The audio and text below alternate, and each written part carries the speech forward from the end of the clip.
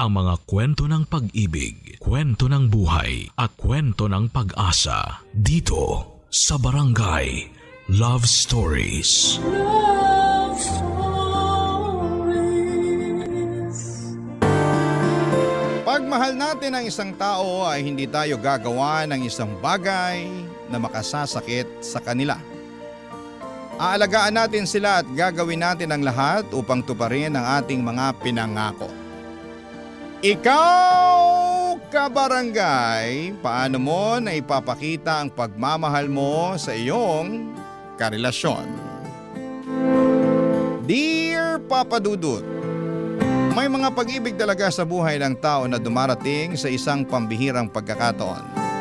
Yun bang hindi natin hinahanap o inaasahan, ngunit gumagawa ang kapalaran ng paraan upang ating matagpuan. Yan ang eksaktong karanasan ko sa buhay nang makilala ko si Nico. At yun din ang rason kaya ako napasulat sa inyong programa na Barangay Love Stories.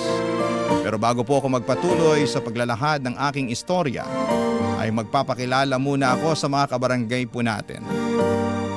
Ako nga pala si Mariela, 34 years old at taga Quezon City. Nagtatrabaho ako bilang branch personnel sa isang kilalang pawn shop at matagal na akong nangangarap na makapagpadala ng sulat sa inyong istasyon. Magsisimula ang lahat 3 years ago, kung kailan ay okay na ako. Ready na akong tumandang dalaga at ang mantra ko sa buhay ay hindi ko kailangan ng lalaki.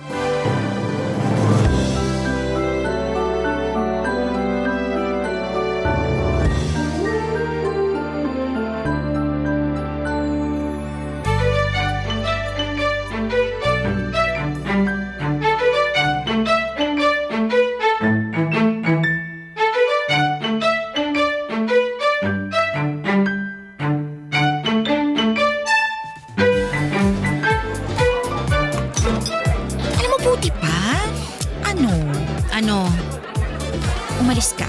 Ha? Saan naman ako pupunta? Gaga nitong...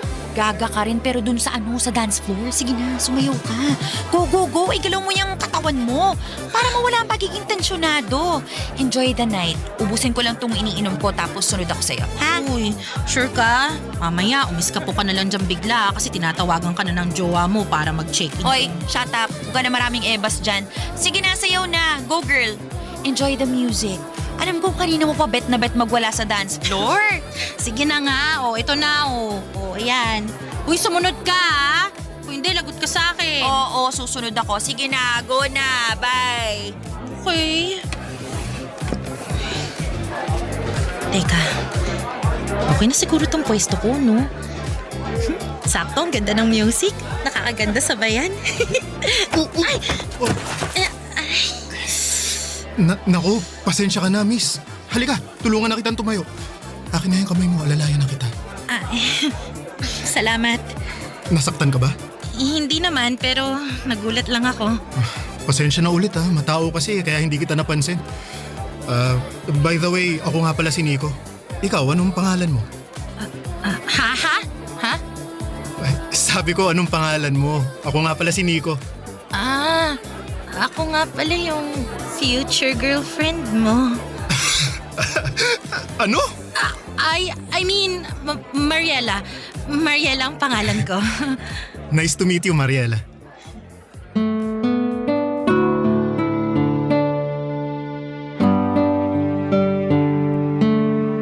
Papadudot nung nakita ni Feby ang eksena ay agad na rumampa ang kaibigan ko papunta sa dance floor.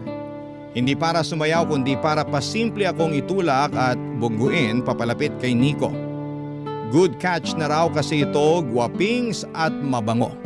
Kung todo iwas naman akong madikit sa lalaki na noong ko pa lamang nakilala kesyo natatakot ako na baka meron itong kasamang girlfriend na nasa paligid at pag nakita kami ay bigla na lamang akong sabunutan at iskandaluhin. Pero sa awa naman ng Diyos ay wala naman. Bago kami naghiwalay ni Nico ay kinuha niya ang number ko at tinext ako. Doon na nagsimula ang aming komunikasyon. Foreigner si Nico pero lumaki siya sa Pilipinas kaya marunong siyang magtagalog. Masasabi ko na gwapo, matangkad, makisig at malakas ang apil niya. Hindi nagtagal ay niyaya niya akong lumabas para makipag-date. Tapos ay nasundan pa yon ng marami pang date hanggang sa nagtapat na siya ng pag-ibig niya sa akin. Nung naging kami, masasabi ko na isa yon sa mga pinakamasayang sandali ng buhay ko.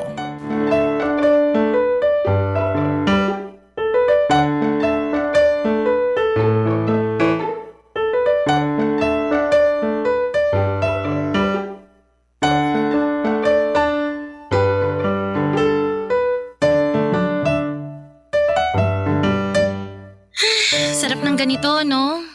Hmm? Yung magkasama lang tayo rito sa apartment ko. Nakahiga ka sa lap ko habang nanonood tayo ng paborito nating movie. Ganun. Oo nga eh. Nakaka-relax talaga. Alam mo, sobrang saya ko pag magkasama tayo. Ako rin naman. Tsaka kahit na nakakaisang taon na tayo, pakiramdam ko kahapon lang tayo nagkakilala. Talaga? Paano mo nasabi? Paano ba? Yung intensity, yung dating ng mga feelings ko kapag kasama kita, katulad pa rin nung nararamdaman ko nung unang beses na nagkakilala tayo. Nung nabunggo kita sa dance floor? Oo. Alam mo, ang totoo, kahit na nasaktan ako ng slight doon sa pagkakaumpog ko kinilig naman ako kasi gwapo-gwapo mo. Kahit kailan napakabulera nitong girlfriend ko. Uy, di kaya yun bola. Alam ko naman. Siyempre, nagbibiro lang ako. Pero, ako rin naman. Ano yan? Na habang tumatagal tayo, mas nadadagdagan yung pagmamahal ko sa'yo. Kumbaga, corny man pakinggan pero araw-araw kitang minamahal. Lalong minamahal. Ikaw yata yun ang bobola sa atin Uy, hindi kaya. Nagsasabi lang ako ng totoo. Naniniwala naman ako. Ramdam ko kaya na mahal mo ko. Aba dapat lang dahil para sa akin, ikaw na ang babaeng nakikita ko na makakasama ko hanggang mangulubot tayo. Grabe naman yung mangulubot. Pero kailan mo ko planong ipakilala sa pamilya mo? Ha? Paano naman napunta dyan yung usapan? Wala lang. Natanong ko lang kasi kung ako na yung babae na nakita mo na makakasama mo hanggang mangulubot tayo, ibig sabihin may plano ka ng pakasalan ako, tama? Tama. Pero bago tayo magpakasal, kailangan muna nating hingi ng approval ng mga magulang natin, di ba? Okay ka na sa pamilya ko, approve ka na kina mama at papa, pati sa mga kapatid ko. O, sama mo na yung mga alaga naming aso at pusa, di ba? Pero ako ba? Tingin mo, approve kaya ako sa parents mo? Tingin ko naman, oo. Kahit na pinay ako? Pero baka magbago pang mga isip nila pag nakilala nila ako. Kaya sana ipakilala mo na ako sa kanila. Paano naman may panahon pa sila para magustuhan ako? Plano ko naman talaga yun, babe. Pero dumidiskarte pa ako Naniniwala naman ako na magugustuhan ka nila. Na ikaw ang makakapagpabago ng puso na nakatali na sa tradisyon namin. Pero babe, kailan nga? Kailan mo ko plano ipakilala sa kanila? Ayokong mangako pero gagawin ko ng paraan. Babe, may tiwala ka naman sa akin, di ba? Oo naman, meron. Siyempre, boyfriend kita. Yun, kaunting tiis na lang muna, babe. Makakatsyempo rin ako, okay? Ang mahalaga, magkasama tayo ngayon.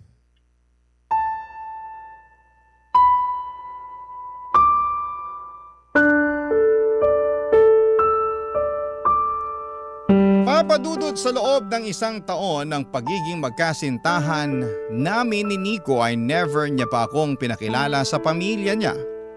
At ang katuwiran nga niya ay hindi pabor ang mga ito na magkaroon siya ng karelasyon na isang Pinay. Sa totoo lang ay nasaktan ako nung nalaman ko ang bagay na yon. At aaminin kong nagdalawang isip pa ako kung ipagpapatuloy ko ang pakikipagrelasyon kay Nico gayong komplikado pala ang kanyang estado. Pero nanaig pa rin ang puso ko laban sa aking isipan nang papasukin ko na sa aking buhay si Nico Papadudut. Ramdam ko naman na mahal niya ako at sincero siya sa kanyang intensyon na ipaglaban sa kanyang pamilya ang aming pag-iibigan. Baka ako lang talaga ang may problema dahil naiinip na ako ng mga panahong yon. Kaya nga agad-agad kong sinaway ang sarili ko at pinakalma. Nagtiwala ako sa sinabi ni Nico na gagawa niya ng paraan at mamadaliin upang maging legal na kami sa kanyang pamilya. when you hold Barangay Love Stories. Barangay Love Stories. Papadudot masaya naman ang aming relasyon ni Nico. Malaga siya na klase ng boyfriend. Malambing, kuwela at maginoo. Hindi naman sa pagkukumpara pero ibang-iba talaga siya sa mga naging ex kong Pinoy. Mabait at magalang din siya sa parents ko at kasundo ng mga kapatid kong lalaki lalo na sa usapang mobile games. Pakiramdam ko ay wala na talagang makapaghihiwalay sa amin. At ako na ang pinakamaswerteng babae sa balat ng lupa nang dumating si Nico sa buhay ko. Kaya nga nangako ako sa aking sarili na alagaan ko ang relasyon namin sa abot ng makakaya ko at inuunawa ko ang pagkakaiba ng pamilya ko sa pamilyang kinalakhan ni Nico. Umaasa ako na balang araw ay makikilala ko rin ang mga magulang at kapatid niya dahil mahalaga sa akin ang bagay na yon. Gusto ko na kagaya ng pamilya ko ay matanggap din ako ng pamilya ni Nico. Mabilis na lumipas ang 2 taon ng aming relasyon at hindi pa rin natupad ang pangako ni Nico na ipapakilala niya ako sa kanyang pamilya, Papadudut.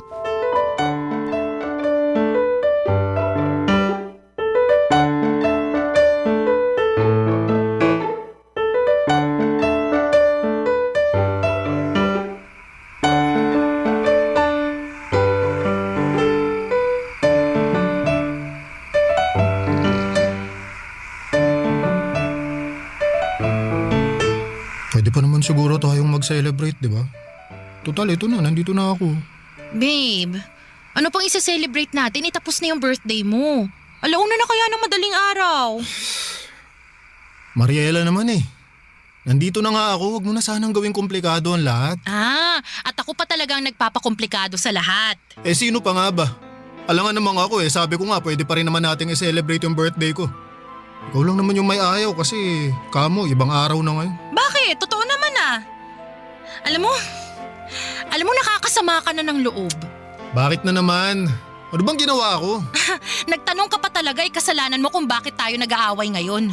Sana sinama mo na lang ako dun sa birthday party mo sa bahay ninyo para hindi ko na kailangang gawin pa lahat ng paghahanda na to sa birthday mo.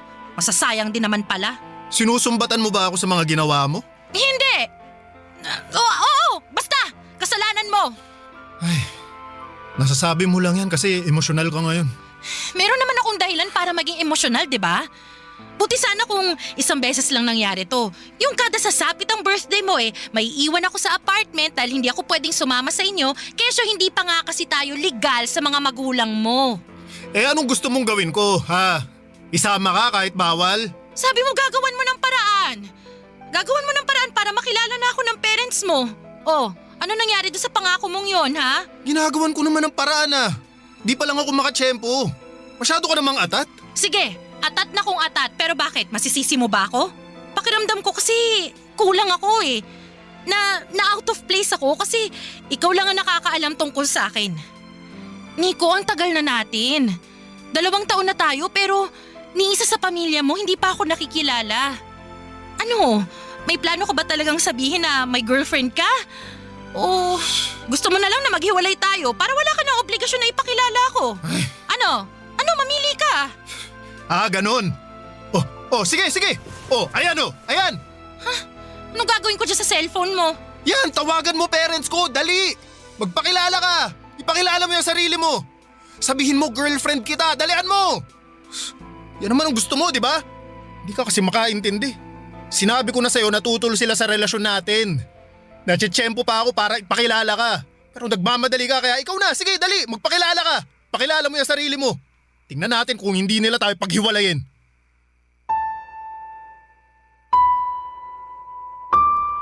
Papadudot, sumama talaga ng husto ang loob ko kay Nico. Lalo't nakita ko na parang binabaliwala niya ang nararamdaman ko.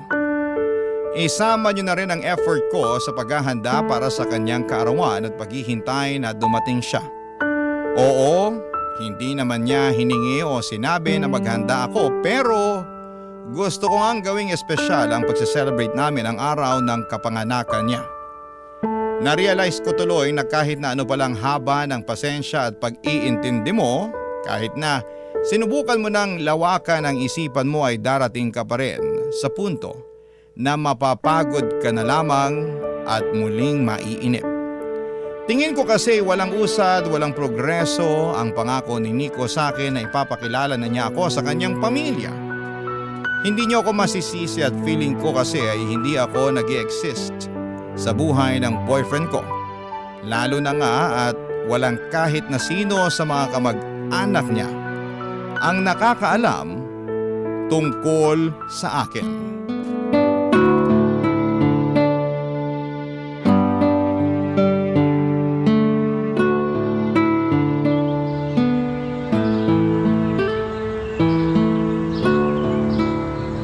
Anak ka ng... Until now, hindi ka pa rin pala niya napapakilala sa pamilya niya? Ganun na nga. Tapos ayun, nag-open up ako sa kanya tungkol doon. Tapos nagalit siya. Sinabihan pa ako na atat. Di nagalit din ako. Nakaka-offend kaya. Sinabihan ko siya na mamili siya. Ipapakilala niya ako sa pamilya niya o magbe-break kami. Tapos? Ayun, binato niya yung cellphone niya sa akin. Tawagan ko raw yung parents niya at ipakilala ko yung sarili ko. Sira ulo pala yan eh. Pero ano, ginawa mo ba? Siyempre hindi.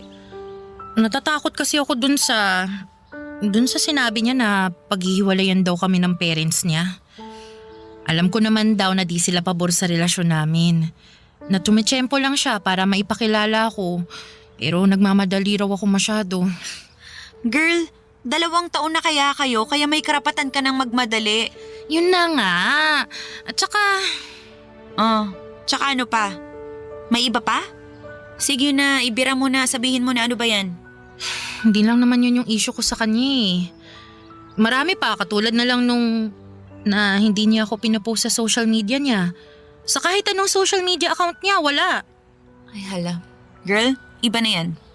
Ang katwiran niya raw, di lang daw siya pala post pero nung stino ko yung account niya, nakita ko doon na may album pa nga siya sa mga naging ex-girlfriend niya eh. Tapos, alam mo yun, yung kada birthday nila, may pa-edit pa siya na long message. Pero yung sa akin, ni simpleng happy birthday na caption, wala talaga. Hindi kaya sadya yan ng Nico na yan ha? Kasi ayaw niyang malaman ng mga friend niya sa social media na may girlfriend siya. In short, tinatago ka niya. Hindi naman siguro gagawin yun ni Nico. Gaga? Anong hindi? Halatang halata naman sa galawan niya. Naku, alam mo kung ako sa'yo, maalarma na ako. Abnormal na yan, hindi ganyan ang boyfriend. Girl, magduda ka na. Baka may tinatagong baho yung jowa mo. Di ba masyado siyang masikreto? Hindi ko tuloy maiwasang magduda dyan. Papadudot, ayaw ko na sanang i-entertain sa isipan ko ang mga pinagsasasabi ni Feby tungkol sa galawan ni Nico. Pero masama ba akong girlfriend kung hindi ko mapigilan? Naiiyak na lamang talaga ako habang pinakikinggan ang pangre-real talk ng kaibigan ko. Ang sakit-sakit sakaling totoo lahat ng mga sinasabi niya. Hindi pa ako handang maging single noon dahil sobrang mahal ko po si Nico Papadudot. Kaya para hindi ako mabaliw ay sinantabi ko na lamang ang mga posibilidad na ganito na ganyan si Nico. Kaya kahit 2 taon na kami ay hindi pa rin niya ako nagawang ipakilala sa pamilya o mga kaibigan niya. Pinagpatuloy pa rin namin ni Nico ang aming relasyon. Nakontento ako sa kung ano na lamang ang kaya niyang ibigay at pinigilan ko ang aking sarili na maghanap pa ng hihigit pa doon, Papa Dudut. Barangay Love Stories. Barangay Love Stories. Papa Dudut, nung sumapit ang 3 taon namin sa aming relasyon ay umasa akong magbabago ang takbo ng lahat. Yung banguusad kahit papaano. Hindi na rin kasi bata ang aming relasyon para hindi mag-level up. Hindi naman ako umaasa ng bonggang-bonggang may magaganap. Ang gusto ko lang ay katulad pa rin ng matagal ko nang gusto 2 years ago. At yun ang mapakilala ako ni Nico sa kanyang pamilya. Kaya lang parang hindi na yata mangyayari yon dahil napansin ko na lamang na tumigil na si Nico na mag-effort na mangyari ang mga bagay na yon. Hindi na kasi niya nababanggit kapag tinatanong ko siya. Iniiba rin niya ang usapan. Tapos nararamdaman ko na lang na hindi na siya ganong kalambing. Para bang may nagbago sa kanya na hindi ko mawarian ng mga panahong yon. Aminin ko sa inyo, Papa Dudut, na natakot po ako. Baka yun na kasi yung tinatawag nilang 3-year itch sa isang relasyon kung saan ay sumasapit yung pagkabagot, yung walang pag-usad at nagsisilabasa ng iba't ibang problema ninyo sa isa't isa. Dahil tapos na ang honeymoon phase ng inyong pakikipagrelasyon.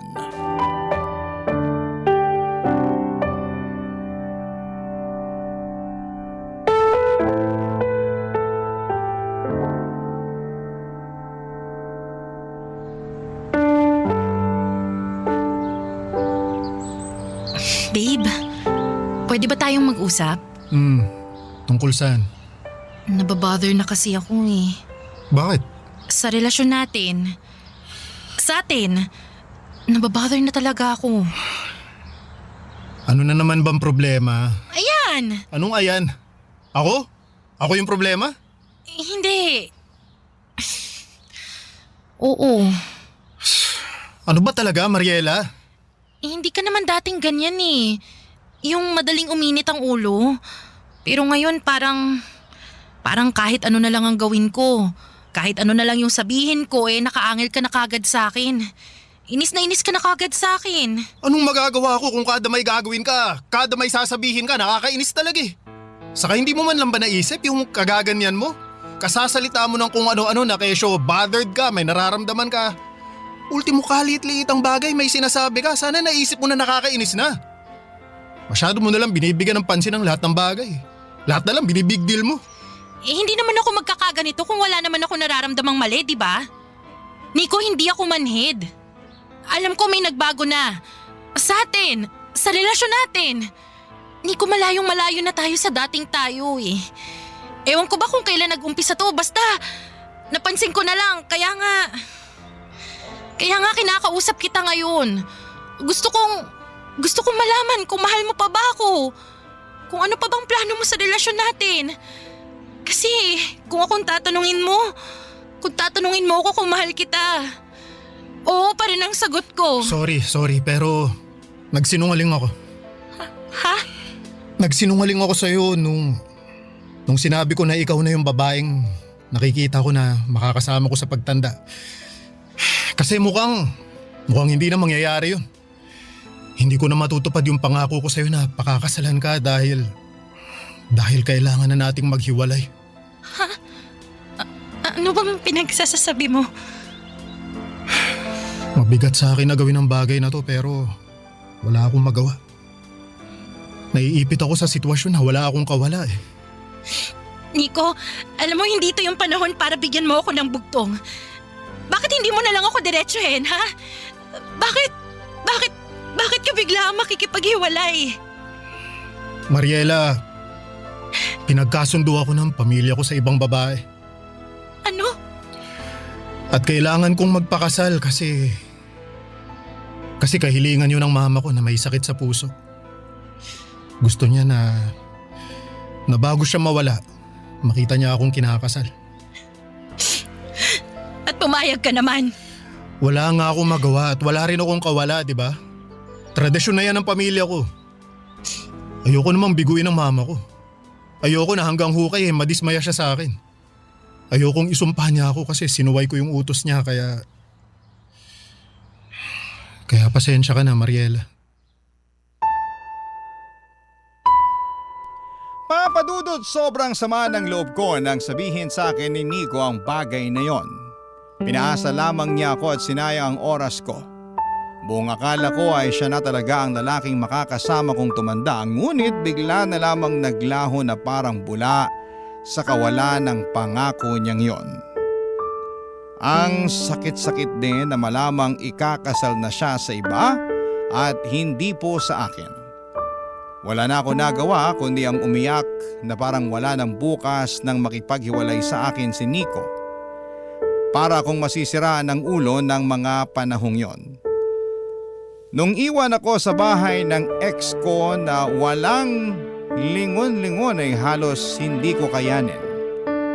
Kaya agad kong tinawagan si Feby para damayan ako.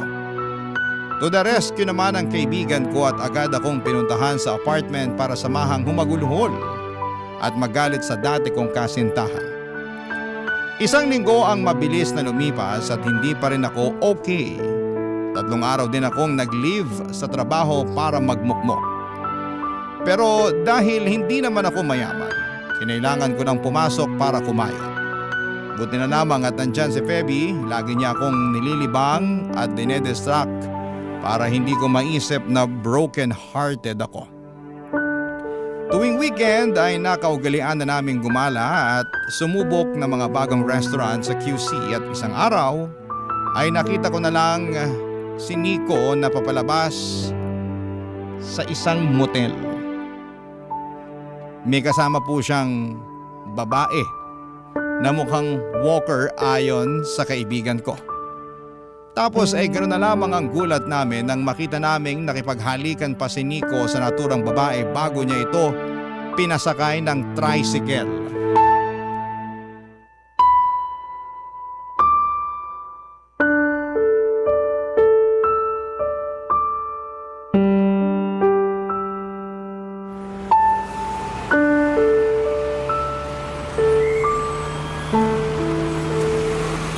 Walang hiya ka, Nico!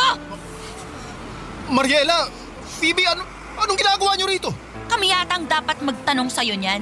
Nakita ka lang naman namin nakakalabas lang dyan. Dyan! Sa motel na yan! Huwag mo nang i-deny kasi may picture ako dito. Ebidensya.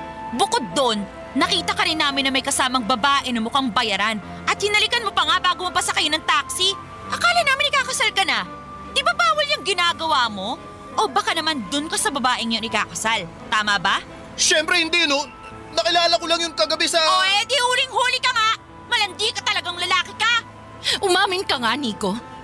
Totoo ba talaga yung sinabi mo tungkol sa pinagkasundo ka sa ibang babae kaya hiniwalayan mo ko? Oo, alam ko na wala na tayo. Pero may karapatan pa rin akong malaman ng totoo, di ba? Lalo na't gabi-gabi kong sinisisi ang sarili ko na baka kasalanan ko talaga kaya nasira ang relasyon natin. Na baka sumobra ako. Na baka naging mapaghanap ako, ganun. Oo nga, deserve na kaibigan ko na malaman ng totoo. Ay, nako! Dami nyo namang arte. Ganyan ba talaga kayong mga babae? Masyado kayong emosyonal, wala naman sa lugar. Anong sinabi mo? Tinatanong ka na maayos ng kaibigan ko kaya sumagot ka na maayos. O baka naman gusto mong makita ang isa pa naming ugali. Gusto mong makita kung paano kami maging bayolente, ha? Ha? Ha? Ano? Phoebe, tama na. Minahong ka lang. Hindi! Ang hirap eh! Sira ulo tong ex mong tukmol na to eh! Nanggigigil ako patikimin ng flying kamao ko eh! O ano? Sasagot ka ba? Masusuntok kita! Ay, oo na. Sige na. Amin na ako para manahimik na kayo. Pagkatapos nito, talo-talo na tayo, ha?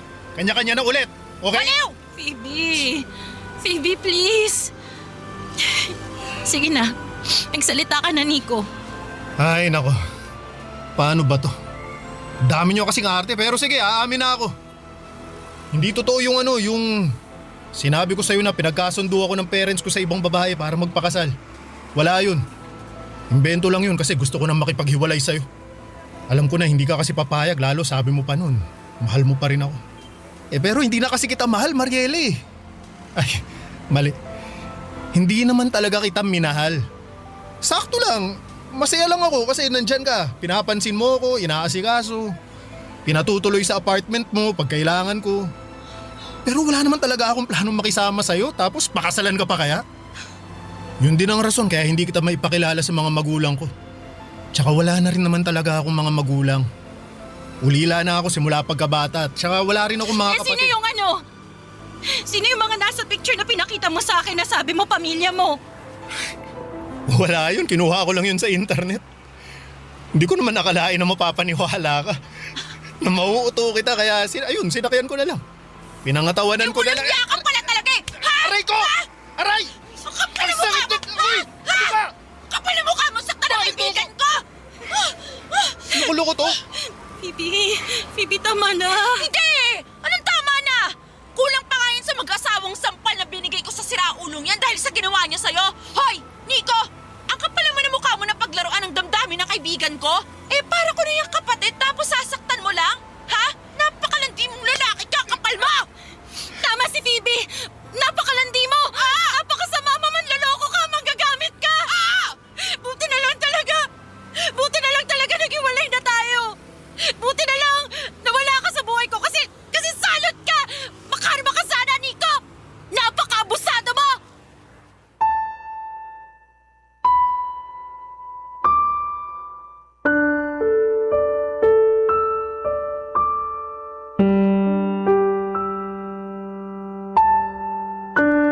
Papa Dudut, isa lang ang masasabi ko, ang kapal ng mukha ni Nico na paikutin ako.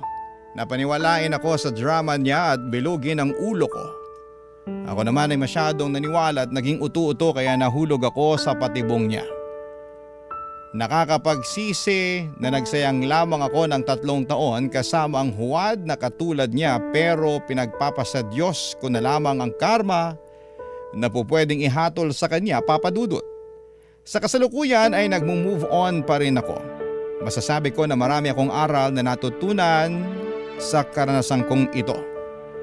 May mga araw na nakakausad ako pero may mga gabi rin na bumabalik pa rin sa umpisa ang lahat. Ganon naman ang paghilom, hindi ba? Hindi diretsong daan, lubak-lubak. Maraming liko at kung minsan ay nakakaligaw. Pero naniniwala ako na makakausad ako at magiging maayos din ang lahat. Hanggang dito na lamang po ang sulat ko, Papa Dudut. Maraming salamat sakaling mapili po ninyong i-area ang istorya ko sa Barangay Love Stories. God bless and more power sa inyong istasyon. Ang inyong forever kapuso at ka-barangay, Mariela. O ikaw, kabarangay, kumukulo rin ba dugo mo? Pwede kang mag-iwan ng comment sa ating comment section. Ang mga kwento ng pag-ibig, kwento ng buhay at kwento ng pag-asa dito sa Barangay Love Stories. Love Stories.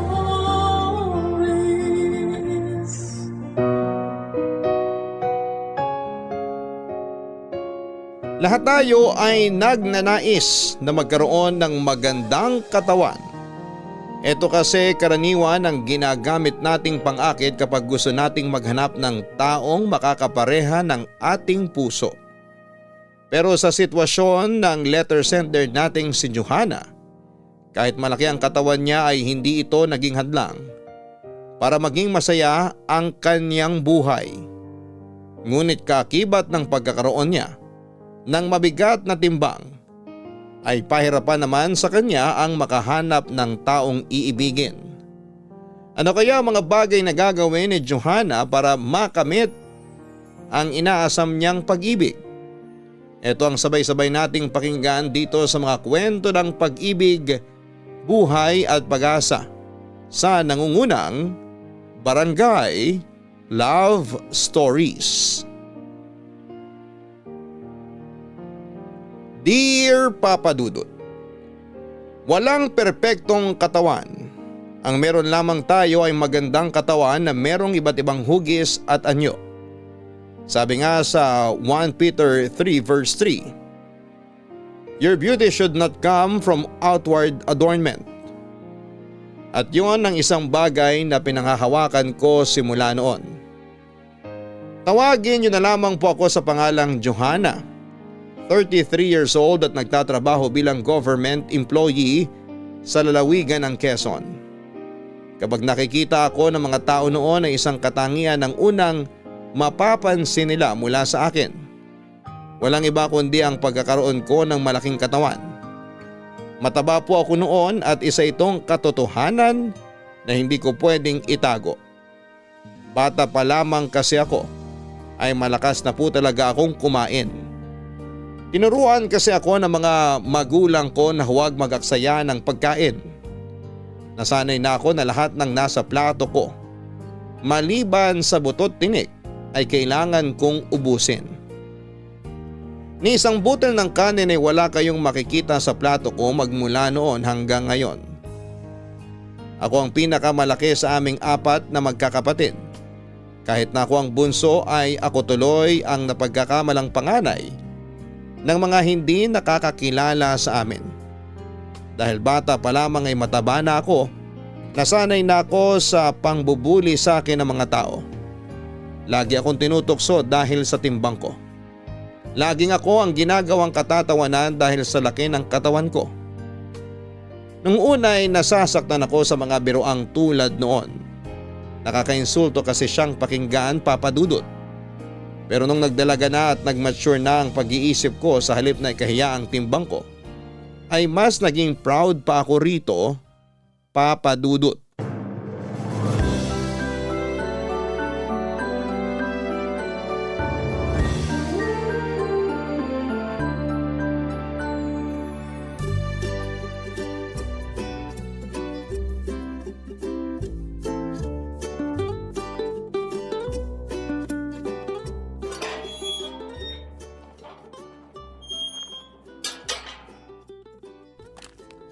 Hoy!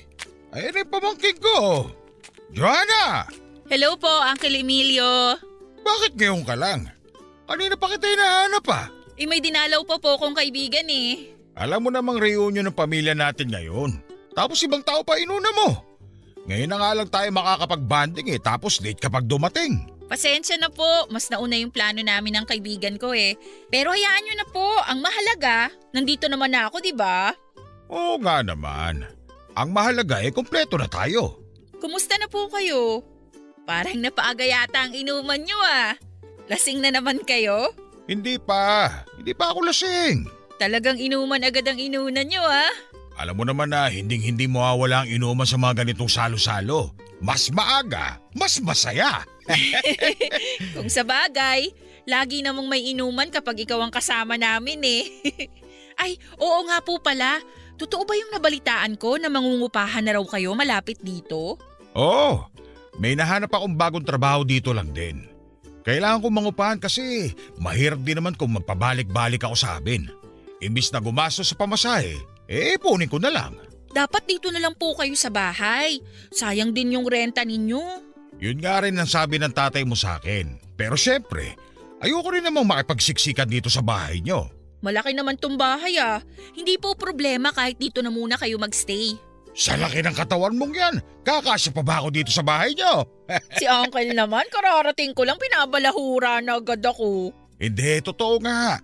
Mas lumaki katawan mo ngayon kumpara nung huli tayo nagkita. Siyempre po, last year pa nung huling kita natin. Marami nang nagbago sa katawan ko. Ano? Mas nadagdagan yung taba mo? Mas masarap kumain eh. Ano magagawa ko? Dito laro mo yung pinsan mo. Ang sexy-sexy. Sino po? Si Roxanne? Oo, yung panganay ko. Di ba magkasing edad lang kayo? Opo, mas matanda lang siya ng 7 buwan kesa sa akin. Yung pinsan mong yun, sobrang banidosa. Kaya tuloy ang daming nagkakandara pa sa kanya. Kumusta na pala siya? Nandito ba siya ngayon? Wala. Nandun siya sa nobyo niya sa Bulacan. Doon na siya nakatira kayon eh. Ah, ganun ba? May boyfriend na pala siya? Oo, meron na. Matagal na. Ikaw ba? May boyfriend ka na rin ba? Wala pa po eh. Ang choosy ng mga lalaki ngayon, daig pa mga babae.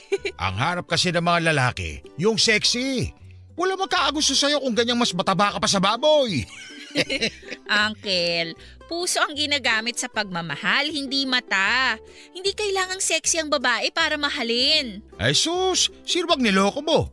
Lahat ng tao gusto sa sexy. Siguro may magkakagusto pa rin naman sa'yo kapag wala na silang pagpipilian. Hello? Grabe makatawa ha. Tawang-tawa, Uncle. Biro lang naman. Huwag kang masasaktan sa mga pinagsasabi ko ha. May katotohanan din naman yung mga sinasabi ko eh. Opo, sanay na po ako sa mga ganyang banat. Basta ako, proud ako sa katawan ko ngayon. Ang mahalaga, araw-araw akong busog. Kung sa bagay, katawan mo naman yan. Wala na akong magagawa kung gusto mo talaga maging mataba. Ayan, ganyan dapat. My body, my choice. Kayo nga paubos ng buhok nyo pero hindi ko naman pinapansin. Natural lang yan. Tumatanda na tayo eh. O kaya dapat hinay-hinay na rin kayo dyan sa pag-inom nyo. Nasaan na pala si na mama? Nasa loob, kumakain. O sige po, maiwan ko na kayo. Papasok na rin ako sa loob. O siya, sige. Kumain ka na rin dun at baka malipasan ka pa ng gutom. Mabawasan pa yung mga bilbil mo. Kayo rin po, enjoy sa pag-inom. Pakamusta na lang din sa atay nyo, ha?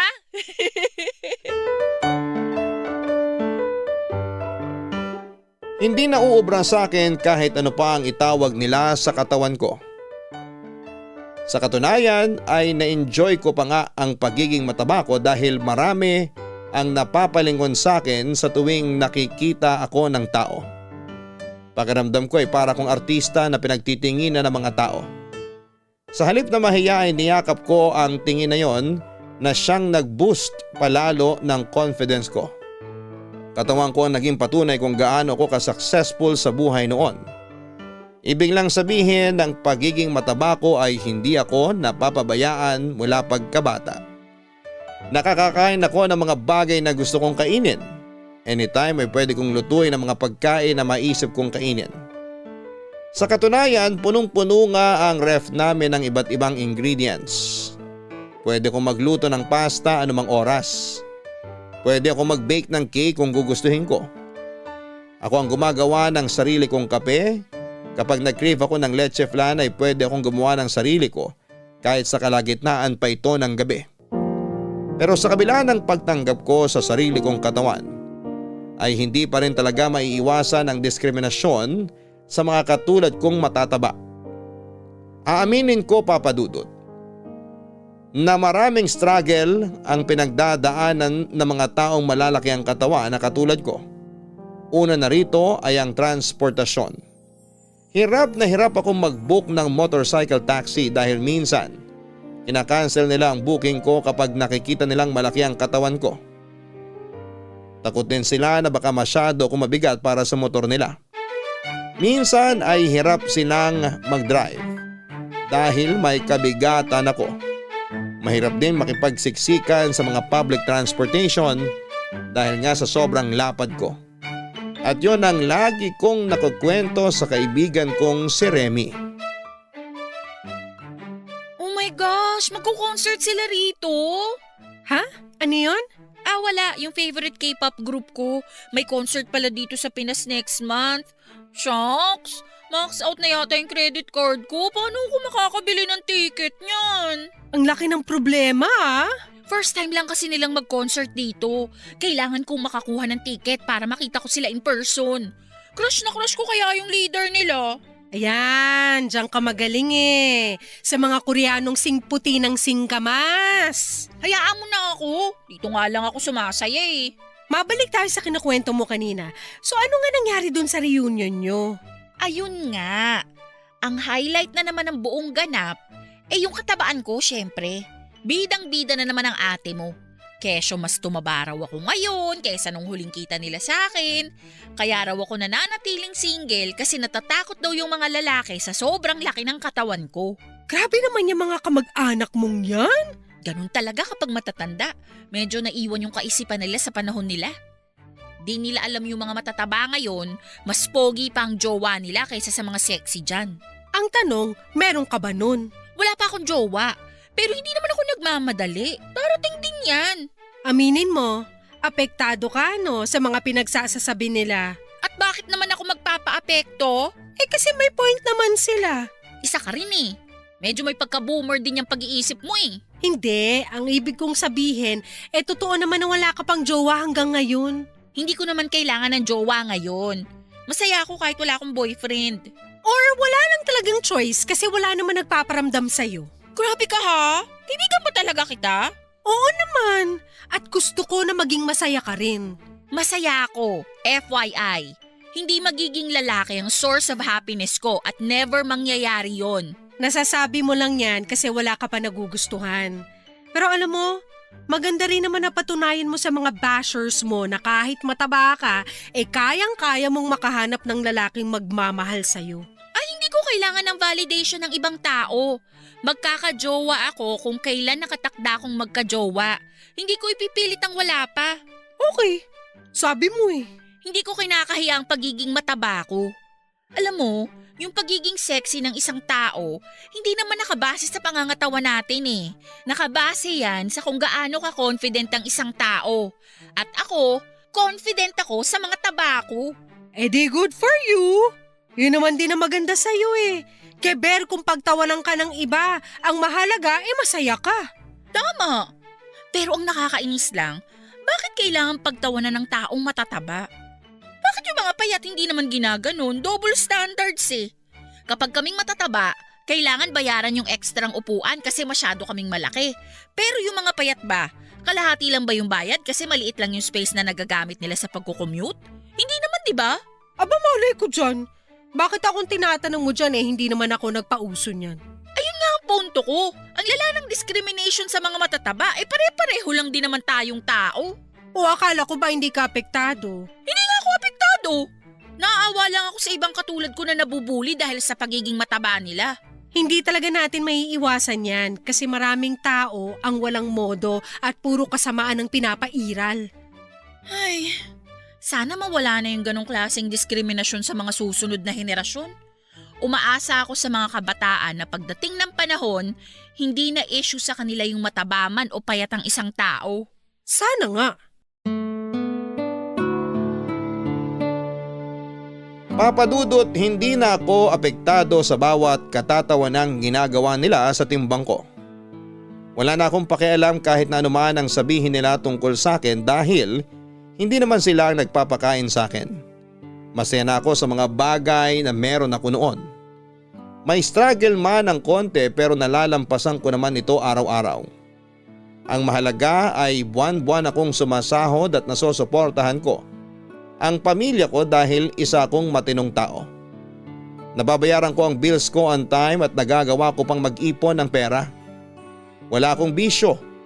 Kapag nagkayayaan ay nakikipag-inuman ako minsan pero hindi ko ginagawang personality ang pag-inom. Hindi rin ako mahilig sa sugal. Hindi ako mahilig sa online shopping. Ang kinakaadikan ko lang noon ay ang pagbili ng merch ng paborito kong K-pop group at nagpupunta ako sa mga concerts nila. Kung tutuusin ay napakasimple lang ng buhay ko. Buong hapon akong nagtatrabaho sa malamig na opisina at pagka-uwi ay nagagawa ko pa rin ang mga bagay na kinakasaya ko. After work kasi ay nagkakaroon pa ako ng time para gawin ang mga hobbies ko katulad na lamang ng panonood, pagbabasa at pagluluto. Minsan kapag weekends ay lumalabas din ako kasama ang mga kaibigan ko. Itinitreat ko rin sa labas ang pamilya ko. Masaya na ako noon dahil tinatamasa ko ang buhay na ninanais ko. Wala kang mahahanap na stress sa buhay ko dahil payapa na ito. Hanggang sa isang araw ay biglang nagbago ang pananaw kong yon dahil sa isang tao. Hindi ko po kasi inaasahan at bigla na lamang titibok ang puso ko sa isang lalaking bigla na lamang dumating sa aking buhay. Nagsimula ang pagbabago sa buhay ko noong makilala ko si Dennis. Una kaming nagkita sa isang gathering noong nagkaroon ng despedida party ang isa sa mga katrabaho ko dahil magmamigrate na sila noon sa Canada. Inimbitahan niya ang iba't ibang circle of friends niya. At doon ko mismo unang nasulyapan si Dennis. Ang first impression ko sa kanya noong una na makita ko siya ay sobrang cute niya, papadudot. Malinis siyang tingnan at kahit nasa malayo ay parang napakabango niya. Boy next door ang datingan niya. Maganda ang tindig at kalkulado ang bawat galaw nito. Sa buong party tahimik lamang siya. Man of few words, ika nga. Kung hindi mo siya lalapitan para kausapin ay hindi ka rin niya kakausapin. Medyo mahihain man siya sa simula pero kapag nakilala ka na niya ay unti-unti rin siyang mag-o-open sa'yo. Dahil likas na sa ugali ko ang maging life of the party ay hindi nakaligtas sa akin si Dennis. Kinausap at in-entertain ko siya buong gabi at nakita ko magaan din naman pala siyang kasama. Hindi ko siya hinayaang ma-out of place. Lagi ko siyang isinasama sa usapan, sa katuwaan. At sa tingin ko ay nagustuhan naman niya ang naging gesture kong yon. Pagkatapos ng party ay nagkayaan pa kaming lumabas kasamang ilang kaibigan para ituloy ang pagsasaya. Nagpunta kami sa isang bar para mag-chill at doon ay mas nakilala pa namin ni Dennis ang isa't isa. Hindi nga. Naging model ka rin? Matagal na yun. 16 o 17 years old lang yata ako nun. Saan naman? Anong klaseng modeling yung ginawa mo? Ano? Rumampa ka ba? Print? TV commercial? Commercial model. Isang beses lang yun tapos hindi na nasundan. Ah, so nakita ka sa TV? Oo, nakita. Pero saglit lang, mga 10 seconds lang siguro. Uy, anong commercial naman yun? Soft drink commercial siya, pero baka hindi mo na naaalala yung pangalan. Hindi pumutok yung brand hindi sumikat. Tumigil na rin yata sila sa production kasi di ko na nakikita yung soft drink brand na yun sa mga store. O tapos, paano ka naman napunta sa advertising? Pakiramdam ko doon na talaga ako papunta eh. Communications kasi tinapos ko tapos may ad agency na nakakita doon sa ginawa kong commercial. Nag-offer sila sa akin ng trabaho. Tumagal ako sa kanila ng 4 years bago ko naisipang mag-freelance. Hanggang ngayon, freelance ka pa rin? Hindi na. May sarili na kaming agency ngayon kasama yung mga kaibigan ko. Naisip namin bumuo ng sarili naming company kasi why not, di ba? Oo, okay. Ang galing naman, may sarili ka na palang kumpanya. Maliit na company lang naman yun pero kahit papano may suki na kaming clients. Ikaw naman, bakit mo napili magtrabaho sa gobyerno? Parang biglaan din siya actually. After graduation, naisip kong mag-take ng civil service exam. Tapos since may backer naman ako, yung tita ko kasi nagtatrabaho sa City Hall. Naipasok niya ako. So since then, sa government ka na talaga? Oo, gano'n na nga.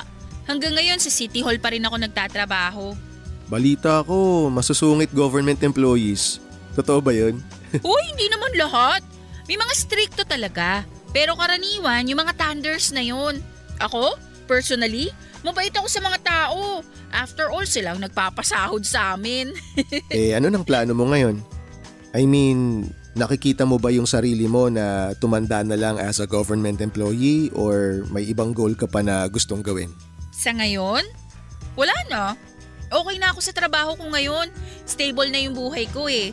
Kaya ba't pa ako maghahanap ng iba kung okay naman na ako sa trabaho ko? Sabagay, may point ka naman. Ikaw ba?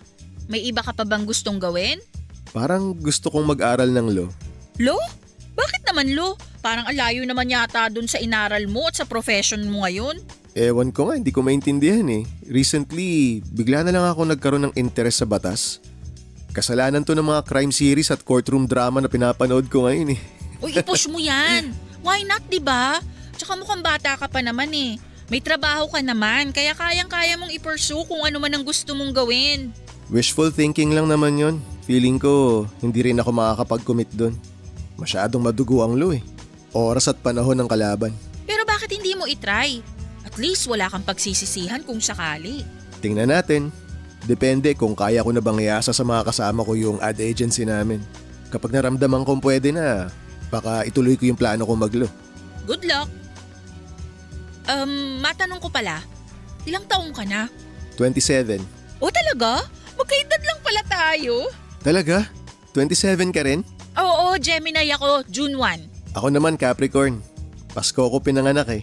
Wow, magka-birthday pala kayo ni Jesus ha. Kaya siguro pinagpala ka.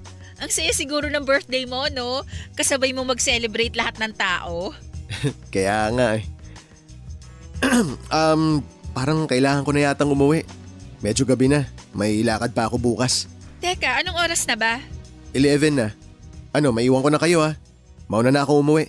Ah, okay. Sige. Halika, magpaalam ka na muna sa mga kasama natin.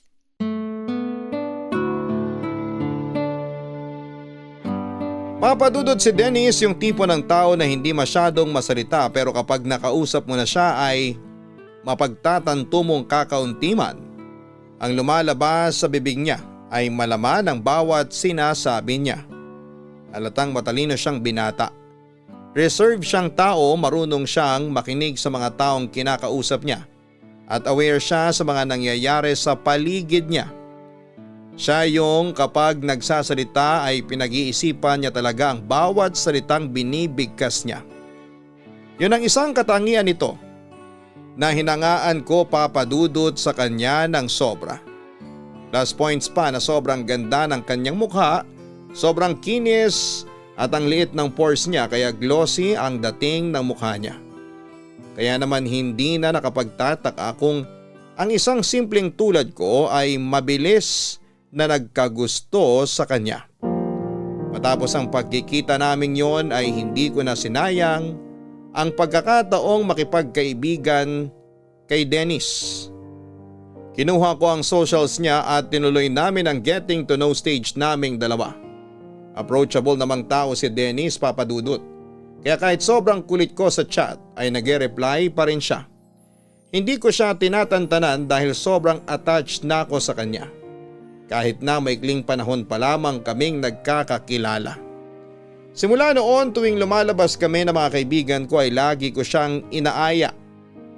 Kapag hindi siya busy ay sumasama naman siya sa amin at ang nakakatuwa may pagkakataon din noon na siya rin ang nag-i-invite sa akin na lumabas kasama naman ang sarili niyang circle of friends, papadudot.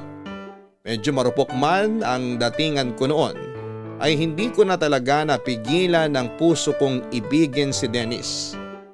At alam yon ng kaibigan kong si Remy. Remy, may tanong ako. Oh, ano yun? Anong masasabi mo tungkol kay Dennis? Dennis Trillo? Hindi, si Dennis! Sino nga? Sinong Dennis ba yun? Yung nakasama nating lumabas pagkatapos ng despedida ni Catherine? Ah, yung cute na matangkad. Oo, yun nga. Ano namang meron sa kanya? Curious lang ako kung anong impression mo sa kanya. Ano namang sasabihin ko tungkol sa kanya hindi naman kami close? Gusto ko lang malaman kung ano ba yung na-feel mo nung nagkita kayo. Bad vibes ba? May good aura ba siya? Ano? Wala naman. Ano siya? Pogi. Mukhang mayaman. Mahiyain nga lang.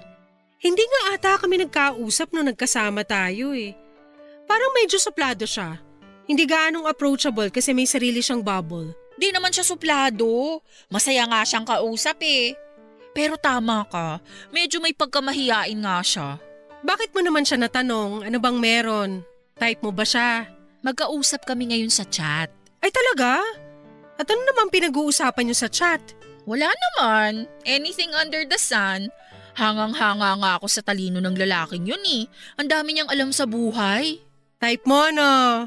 To be fair, cute naman talaga siya. Kaya hindi naman siguro maiiwasan na magkagusto ko sa kanya. Ay sis, kaya naman pala biglang-bigla nagtatanong. Tsaka kahit wag mo nang rasunan yung pagkagusto mo kay Dennis kasi totoo naman na pogi talaga yung tao. Pero ang tanong, wala bang jowa yan? Baka mamaya naglalandian kayo dyan tapos may girlfriend na pala siya. Hindi naman kami naglalandian, nag-uusap lang kami as friends. As friends daw? Doon din lang naman punta nun eh. Hindi, wala talaga.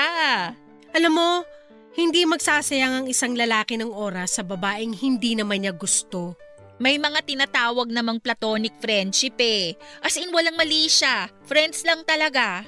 So sinasabi mo, gusto mong hanggang platonic lang kayong dalawa ni Dennis? Siyempre hindi. Yun naman pala eh. Ayoko lang namang mag-ilusyon. Baka mamaya kapag inisip ko yun, umasa tong puso ko. Tapos ano, ako rin ang masasaktan sa huli? Ay nako, sinasabi ko sa'yo, kapag kinakausap ka, may ibig sabihin na yun. Ang lalaki, madali lang maburyo yan kaya hindi magsasayang yan ng oras. At saka hindi naman kayo as in friends talaga eh. Kailan lang naman kayo nagkakilala? So sa tingin mo, meron din siyang something sa akin?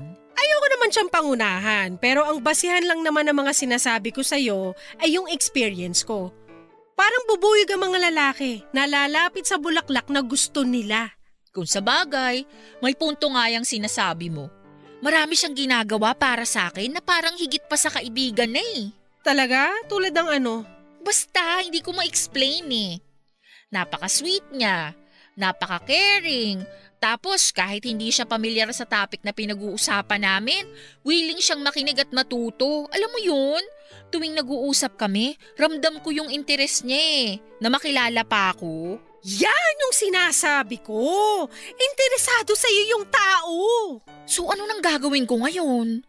Aamin na ba ako? Wag! Wag mong gagawin yun. Dapat chill ka lang, wag mong ipahalata. Kapag ikaw ang umamin, baka mabigla siya. Matakot tapos bigla kang layuan. Mas maganda yung slow burn. Anong slow burn? Slow burn! Yun yung tinatawag na slowly but surely. Parang nagluluto ka ng karne na naka-medium heat. Matagal ang proseso pero at least alam mong naluluto siya ng maayos. Kapag minadali mo kasi, masusunog na yung labas tapos hilaw pa yung loob. Ganon din sa pakikipagrelasyon, wag dapat minamadali. So hahayaan ko na lang muna? Ganon nga. Hayaan mong dumating na lang yung araw na sure na talaga yung feelings nyo sa isa't isa. Tsaka doon na kayo magkakaaminan. Okay, sige. Tama ka. Low-key na lang muna ako ngayon. Tama yan! Gentleman na tao si Dennis. Sobrang affectionate na mga gestures niya sa akin. At kahit sino mang tao ay talagang bibigyan ng mali siyang bawat ginagawa nito. Lalo na po sa akin na may pagka-assuming at marupok. May time nga noon na nagpadala pa siya ng bulaklak noong Valentine's Day. First time ko lang makatanggap ng ganong klase ng regalo sa Valentine's kasi never naman akong nagka-boyfriend. Tuwing lumalabas kami noon, lagi siyang nagtatanong sa akin kung nakauwi ba ako ng safe. May oras din noon na out of the blue ay bigla na lamang siyang nangumusta. Minsan kapag kinakailangan ko ng makakausap ay lagi siyang nagbibigay ng oras para sa akin. Siya ang tagapayo ko sa mga desisyon na hindi ko magawa dahil napaka-insightful niyang tao. Siya na ang naging comfort ko kapag sobrang down na down ako sa buhay. Mas sa kanya na nga ako lumalapit noon kesa kay Remy Papadudut. Hindi ko alam kung dahil bias lang ako sa kanya. Pero kumpara kasi kay Remy ay mas naiintindihan ako ni Dennis. Tandang-tanda ko pa. Bawat stories ko noon sa Facebook ay laging nag-heart react si Dennis. Kilig na kilig ako noon kaya inaaraw-araw ko ang paglagay ng story sa Facebook ko na ginawa ko ng diary. May mga kwentuhan din kami noon tungkol sa buhay-buhay na inaabot pa kami ng madaling araw. Dahil sa mga bagay na yon ay mas lalong nahulog ang loob ko kay Dennis.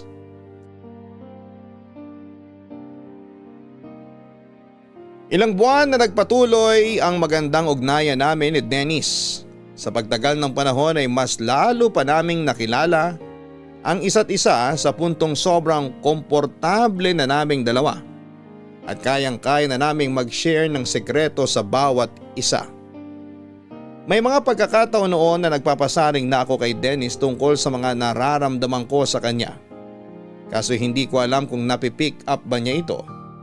At nagkukunwari lang siyang walang alam o manhid lang talaga siya at hindi niya pansin ang pagkakagusto ko sa kanya. Nasa punto na kami noon na binibiro ko na siya na gusto ko siyang jowain at minsan ay nakikiride naman si Dennis sa mga biro kong yon. Pero kapag napupunta na sa seryosohan ng usapan ay bigla siyang umuurong. Ganon pa man ay wala pa rin nagbago sa pakikitungo niya sa akin.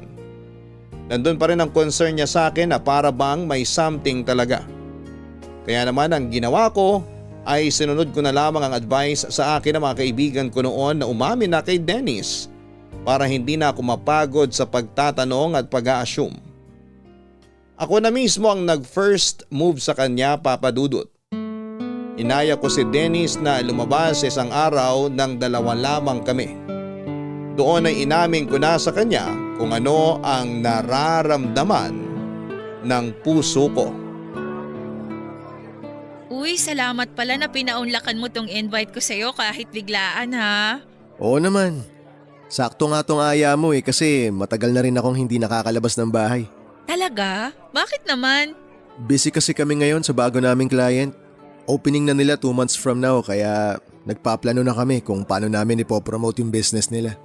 Anong klaseng business ba yun? Bagong aesthetic clinic tapos nasabay pa yung isang event naman ng dati naming client. Kaya medyo ngarag. Oo, ang busy nyo pala. Mas maganda na yun kesa walang client, di ba? Oo nga naman. At least nagbo-boom yung company nyo. Di bali ng pagod basta may pumapasok na pera. Pero ang hirap siguro ng trabaho nyo, no?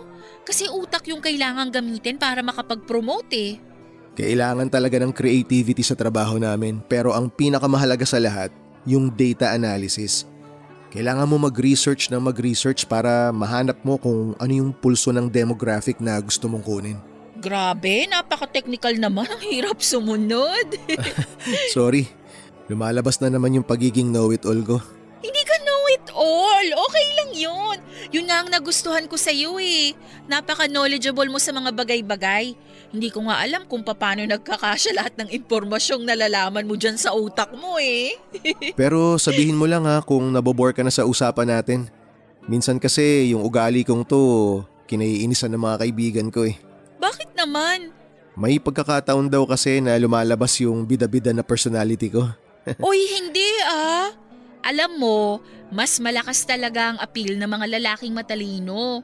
Para sa akin, mas nakaka-turn on yung may laman ng utak kesa sa papogi lang. Salamat. Eh ikaw, saan ka naman na-attract pagdating sa mga babae? Ako? Gusto ko yung self-aware. Yung marunong makiramdam, marunong makisimpatya. Ayoko sa masyadong padalos-dalos. Ang gusto ko sa tao yung nag-iisip muna bago gumawa ng desisyon.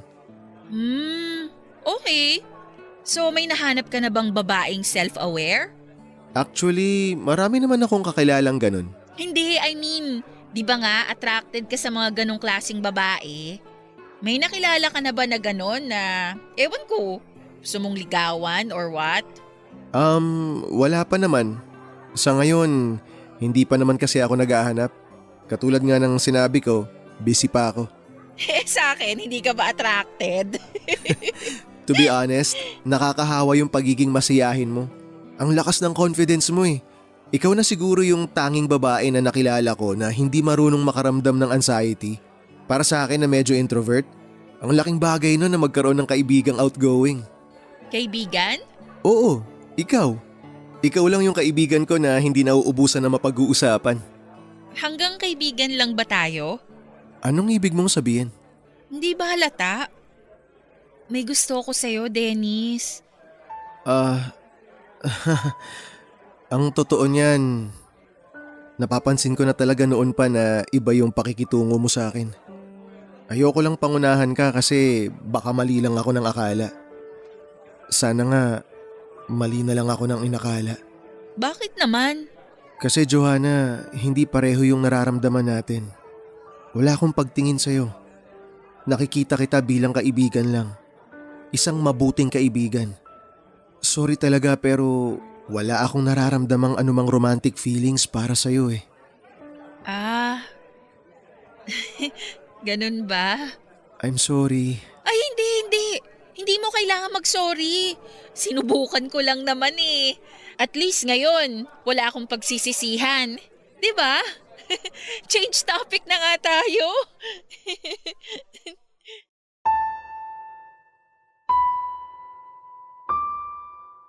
Masakit ma-reject, Papa Dudut.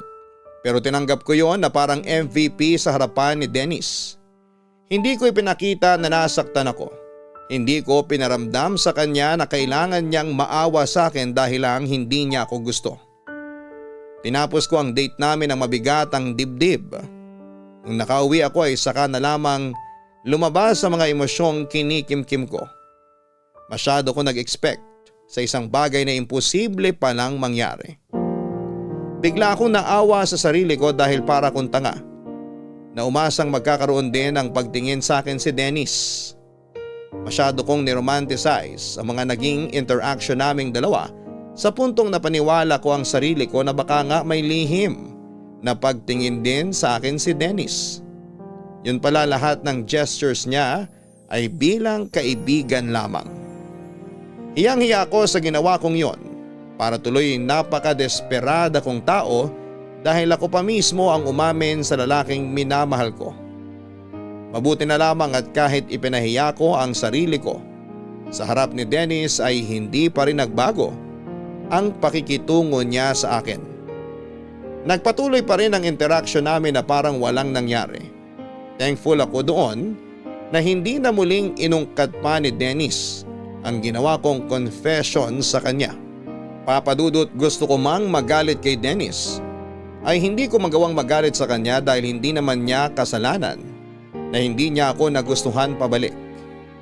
Mabuti nga yun na maaga niya ako nireject nang sa ganon ay hindi na ako patuloy na umaasa at nag-iilusyon pa sa kanya. Kung pagkakaibigan lang ang gusto mula sa akin ni Dennis ay yun muna ang ibibigay ko sa kanya. Pero ganun pa man ay hindi pa rin ako nawala ng pag-aasa na balang araw ay mapapaibig ko rin si Dennis.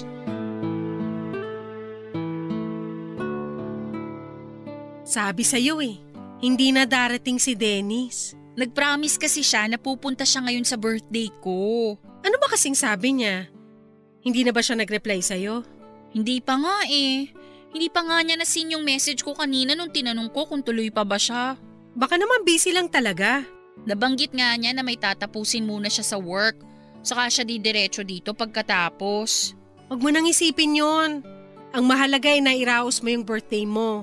Tsaka girl, birthday mo ngayon. Dapat masaya ka, hindi malungkot. Hindi kaya iniiwasan niya ako? Dahil na-awkwardan na siya simula nung umamin ako sa kanya? Pwede rin, pero sabi mo nga, nag-uusap pa rin naman kayo, di ba? Kahit na ganun yung nangyari. Baka busy lang talaga yung tao kaya hindi siya nakarating. Siguro nga. Bakit ba hinahayaan mong sirain ng isang tao yung araw mo? Hanggang ngayon ba umaasa ka pa rin na magugustuhan ka pabalik ni Dennis? Hindi. Malinaw na sa akin yung sinabi ni Dennis na nakikita niya lang ako as a friend. Malabong magkagusto siya sa akin. Yun naman pala So bakit siya pa rin ang inaalala mo ngayon? Si Ella nga na kaibigan din natin. Hindi rin nakarating pero hindi ka naman dismayado sa kanya. Siyempre, iba si Ella. Kasi si Dennis mahal mo. Ay naku Johanna, sinasabi ko sa'yo, bumitaw ka na hanggat maaga pa. Kaya ka nga ni-reject agad para makapag-move on ka na kaagad. Alam niyo! Uncle Emilio naman! Akala ko ba natutulog kayo dyan sa sofa? Umidlip lang ako saglit para mawala yung taba ng alak. Babalik din ako sa inuman mamaya. Maaga akong nalasing Narinig ko pala yung usapan nyo nitong si Remy. Medyo malakas boses nyo Sisingit lang ako, pwede ba? May gusto sana ako sabihin. Sige po, ano yun? Mabuti pa nga po na kayo na magbigay ng advice dito kay Johanna para matauhan siya. Umamin ka sa lalaking hindi ka gusto, tama ba? Opo. Tapos inimbitahan mo siya ngayong birthday mo pero hindi siya sumipot. Opo, ganun na nga po. Alam mo kung bakit hindi siya sumipot? Bakit po? Kasi ayaw niya sa'yo. Alam ko po. Yun nga po yung pinag-uusapan namin ni Remy Pero alam mo ba kung bakit ayaw niya sa'yo? Kung bakit hindi ka niya magawang gustuhin? Bakit po? Kasi ang laki mong tao. Walang magkakagusto sa babaeng mas malaki pa ang katawan kesa sa lalaki. Grabe naman po kayo kay Johanna. Abay, nagsasabi lang naman ako ng totoo. Huwag niyo sanang masamain itong sinasabi ko. Hindi naman po ganun kababaw si Dennis para ibase sa panlabas na katangian yung pagmamahal niya. Kung ako sa'yo, magpapayat ka, magpasexy ka. Pagandahin mo yung katawan mo para magustuhan ka ng taong gusto mo. Tignan mo, kapag nakita kang sexy nung Dennis na yon, magkakandara pa siya sa'yo. Ay, basta para sa akin kalimutan mo na si Dennis. Makakahanap ka rin ng lalaki magkakagusto sa'yo kesyo mataba ka man o hindi. Ang akin lang naman, mas madali ka makakahanap ng boyfriend kapag maganda ang pangangatawan mo. Tignan mo na lang yung anak ko. Ang tagal na nila ng boyfriend niya. Uncle, Remy, maraming salamat sa mga payo ninyo. Pero matanda na ako. Alam ko na kung anong gagawin ko sa sarili ko. Hindi na ako bata para pagsabihan nyo. Huwag kayong mag-alala. Hindi ko naman hahayaang masaktan tong sarili ko Yun lang naman ang gusto kong sabihin. Salamat po sa advice nyo. Bumalik na po kayo dun sa inuman nyo. 2 case ng beer yung binili ko sa inyo. Sayang kung hindi nyo mauubos yun. O siya, sige. Maiwan ko na kayong dalawa. Sige po, pakalasing kayo! For the first time ay nasaktan ako sa mga narinig ko mula kay Uncle Emilio. May kurot ang mga sinabi nito dahil napagtanto ko na baka totoo nga ang kaya hindi nagkagusto sa akin si Dennis ay dahil sa itsura ko. Mataba ako kaya hindi niya ako nakikita bilang girlfriend material. Kung sabagay, taong gym si Dennis. Halata naman ito sa pagkakaroon niya ng magandang pangangatawan. Kung si Dennis ay puro abs at muscles ang nilalaman ng kanyang katawan. Ako naman ay puno ng bilbil hindi lang sa tiyan kundi maging sa mga braso ko, binti, leeg at pati na yata sa pisngi ko ay may bilbil na rin. Papadudot sa unang pagkakataon ay nakaramdam ako ng panliliit. Napakalaki kong tao pero nanliit ang damdamin ko nung na-realize kong ang katabaan ko ang maaaring rason kung bakit walang taong nagkakagusto sa akin pagdating sa pag-ibig. Nung araw ding yon ay bigla ako nagkaroon ng impulse decision. Naghanap ako ng gym na malapit sa amin at nagpa-member ako doon. Nag-request din ako ng isang coach na pwedeng tumutok sa akin sa plano kong pagpapapayat.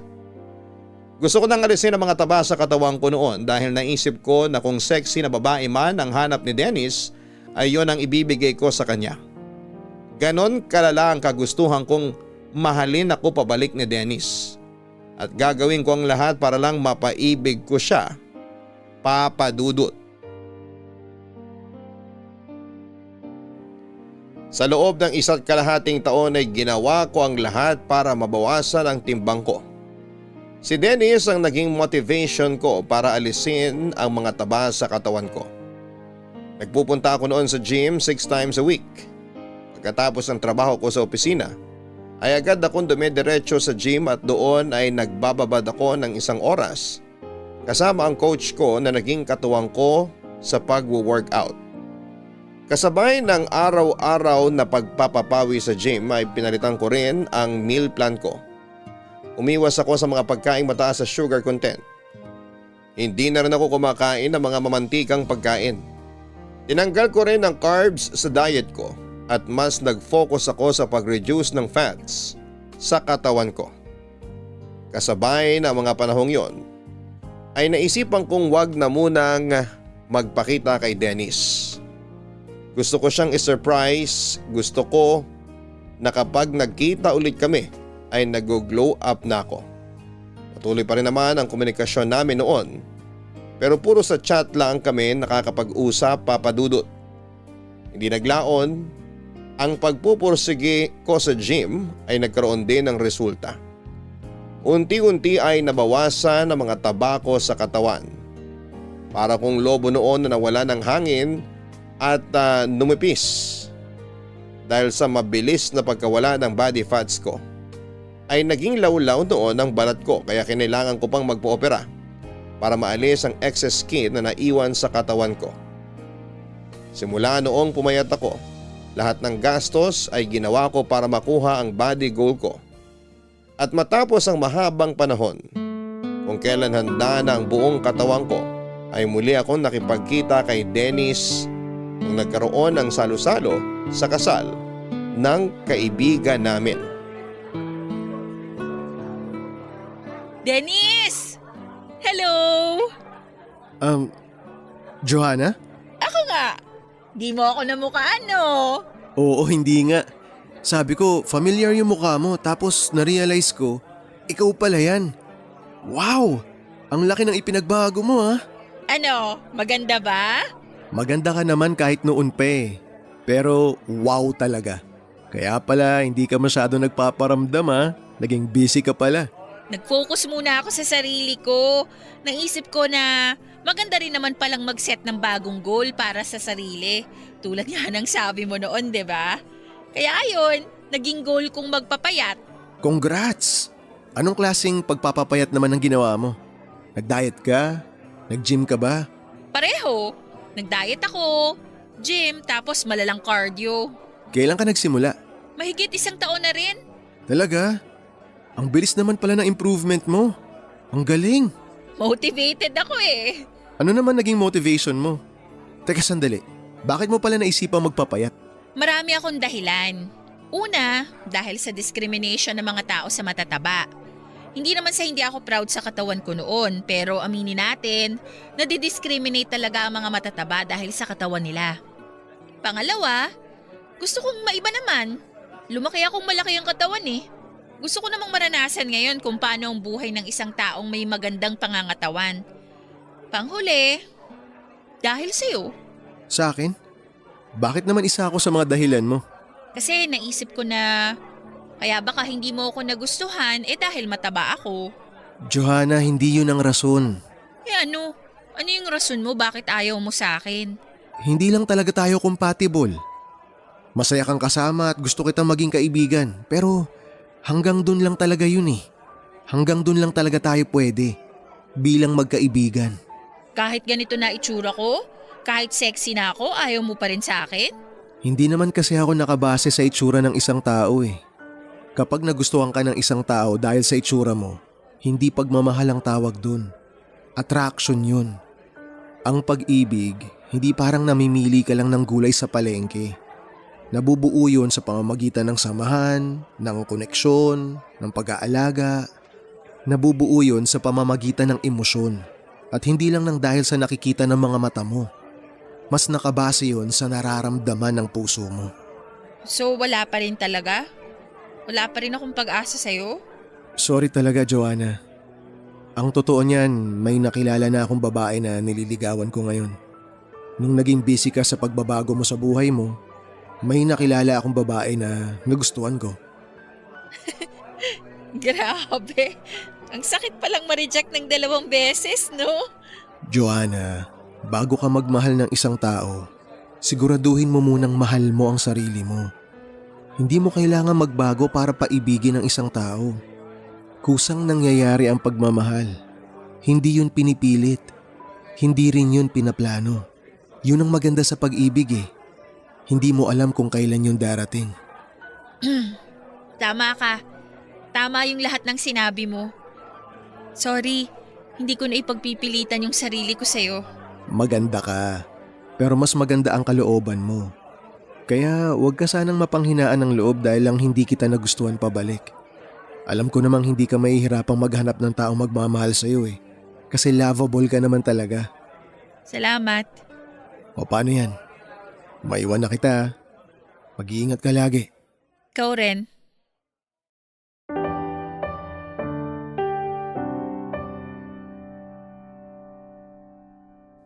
Papadudot masakit pala ang masampal ng katotohanan.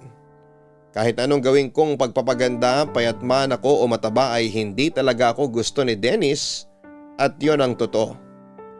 Ang sakit lang sa puso na matapos ang pagod at hirap na ginawa ko para baguhin ang itsura ko ay nauwi lang pala ang lahat sa wala. Ang malala ay habang nasa kalagitnaan ako ng transformation ko ay may iba na palang tinitibok ang puso ni Dennis. Masyado akong nagpaniwala sa posibilidad na kapag gumanda na ang figure ko ay magkakagusto na sa akin si Dennis. Yun ang pinanghawakan ko para paasahin ang puso ko sa isang bagay na hindi rin pala mangyayari. Doon ko lang napagtanto na hindi talaga ako gusto ni Dennis at nahirapan akong tanggapin ang katotohanan yon. Ang ginawa ko para makalimutan siya ay mas lalo akong nagbabad sa gym. Inaraw-araw ko ang pagpunta doon at ang frustrations na nararamdaman ko ay ibinuhos ko sa pagbubuhat ng bakal. Maganda na ang pangangatawan ko noon pero mas ginusto ko pang mas pumayat pa.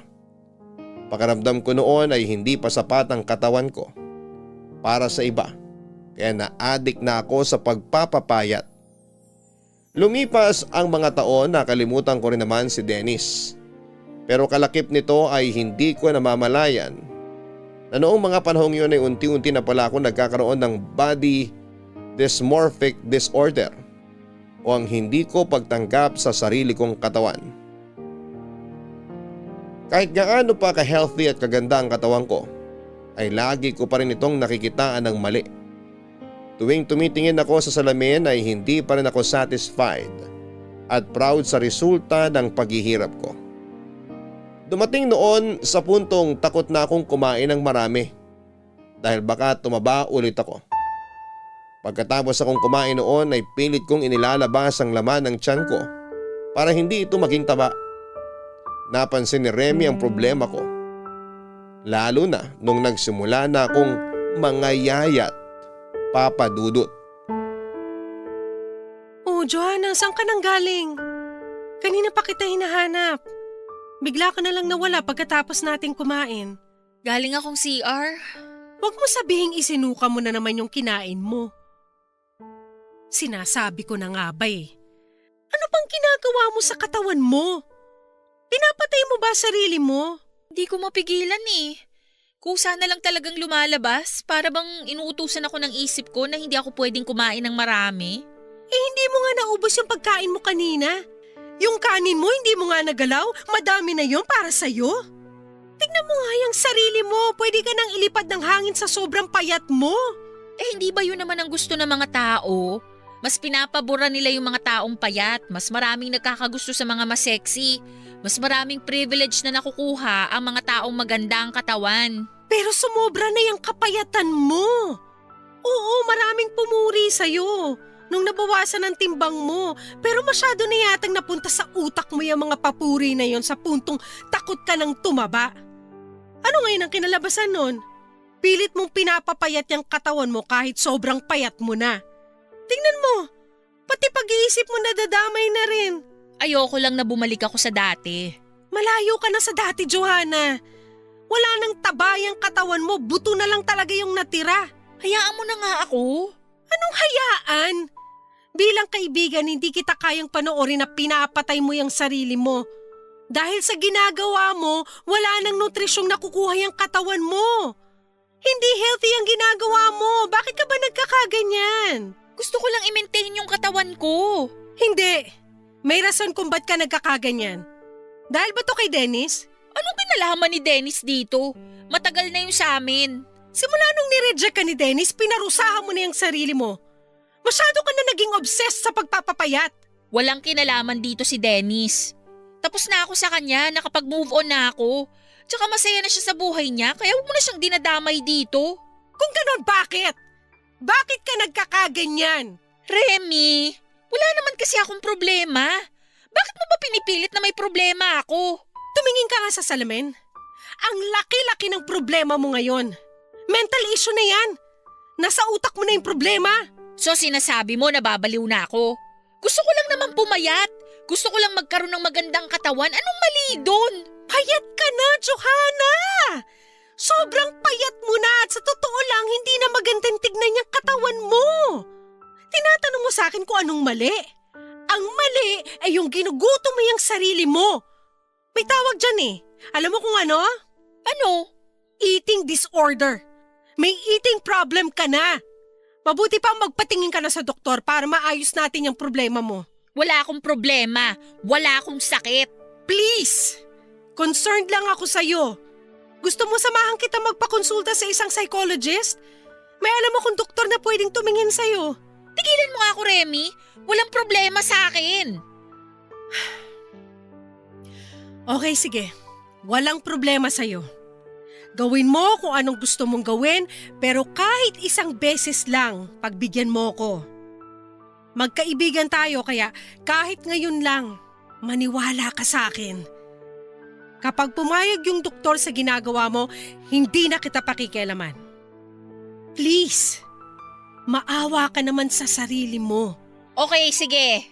Sige na, para matigil ka na dyan. Salamat.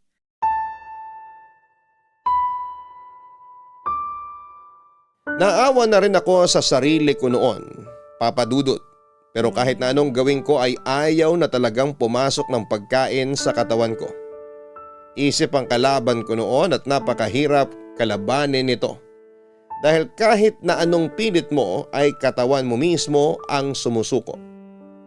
Tuwing sinusubukan kong kumain ng marami ay sumasakit ang tiyan ko. kaya napipilitan din akong ilabas ito. Kaya naman ang ginawa ko ay nagpasama ko kay Remy at nagpakonsulta kami sa espesyalista. Napag-alaman naming mayroon nga pala akong eating disorder. Sumailalim ako sa psychotherapy at pag-inom ng antidepressant.